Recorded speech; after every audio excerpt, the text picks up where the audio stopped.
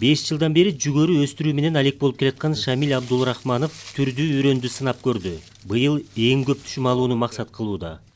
Сеял китайский сорта, сеял... Ар жылы ар башка үрөндү колдондук. Кытайдан, АКШдан алып келинген продукцияны колдонуп көрдүк. Мурда гектарынан 9 тонна алсак, былтыр 15 тонна түшүм алдым. Быйыл андан көп түшүм жинайм деп күтүп жатам. Себеби эң мыкты делген Түркиядан алып келинген үрөндү сепкенмин. Жалпысынан 70 гектар жерге жүгөрү айдалган. Жүгөрү күндө арналган иш-чарага кош келипсиздер. Айтылып жаткан Түркияда даярдалган үрөн көпчүлүккө тааныш эмес. Аны дыйкандарга көрсөтүү үчүн талаа күнү уюштурулду. Адистер жүгөрү себүүдө үрөнгө, жер семирткичке өзгөчө көңүл буруу зарыл экенин эскертүүдө. Талааны туура айдагандан башташ керек. Ошондон башталат.